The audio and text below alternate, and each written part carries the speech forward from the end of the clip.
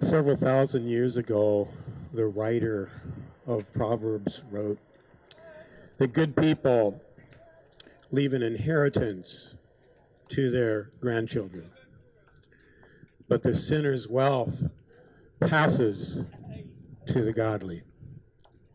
So the real question is, what is our inheritance here in this country?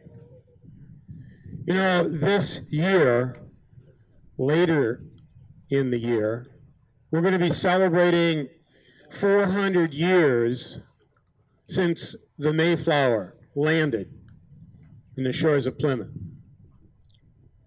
Why did they come here? They came here because of religious intolerance. They came here because of religious persecution. They came here because even some of those people were executed simply because of what they believed in. In reality, that effort evolved into this country. The seeds of religious freedom were planted 400 years ago. They culminated at the time of the writing of the Declaration of Independence and the creation of a new nation. In that document, the founders wrote that we hold these truths to be self-evident. How do we hold on to the truths when judges make really spurious decisions or biased decisions? How do we hold on to those truths? And what are those truths in reality?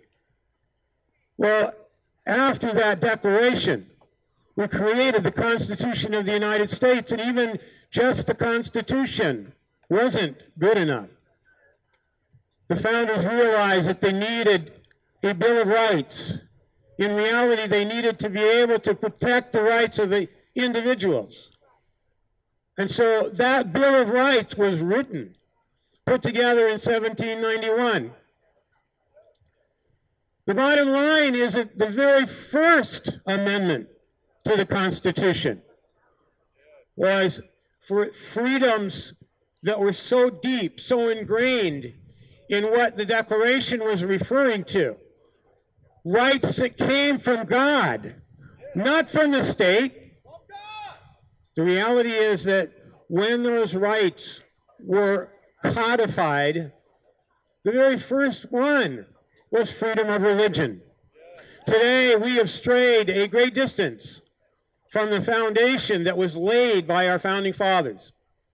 The real question today, many people are confused about the concept of the Establishment Clause, or the idea that the government was not going to allow religion to interfere in government affairs, that is fair. But it doesn't mean taking God out of the establishment of government or the exercise of the government. In reality, when we see these things happening around us today, like this court case, people of faith, all faith, cannot ignore this. The writer of Proverbs was Jewish. How many people throughout history, how many Jewish people have been persecuted? The people who came across the ocean on the Mayflower were Christian. Now we can see that Christians again are being persecuted, being taken away from their faith. That is ridiculous. That is outrageous. The overall reality here is that not many people talk about the other part of the First Amendment clause, and that is the free exercise of religion. No one should be denied their ability to practice their faith in the way that they choose, as their conscience dictates.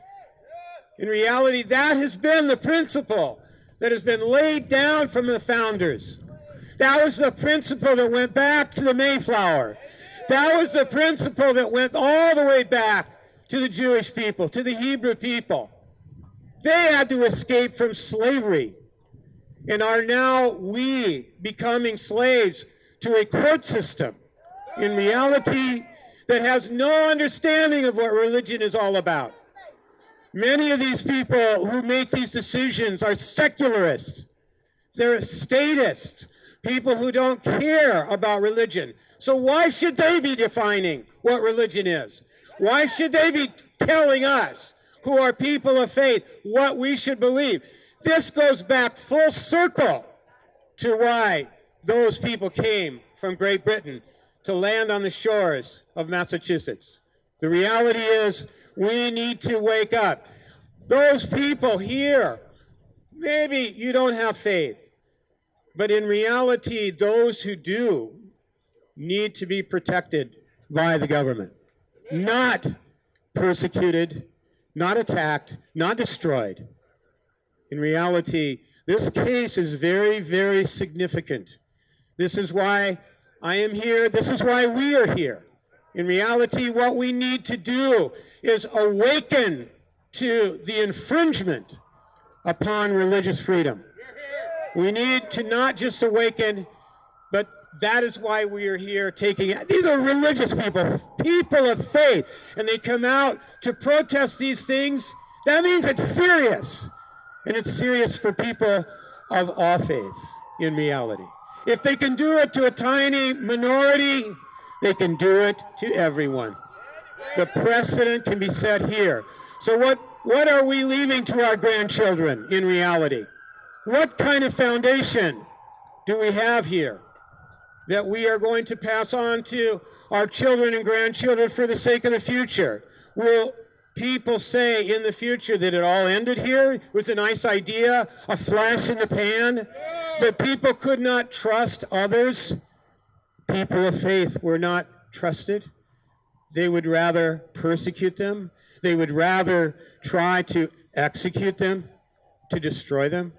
That's a pretty serious legacy for the United States of America, supposedly the land of the free.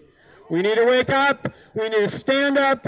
Others need to speak out. Others need to join in this effort. This is one of the reasons why we have the Coalition for a Principled Republic, to get back to those principles, to help people understand that it's the foundation of principles that are going to preserve the Republic.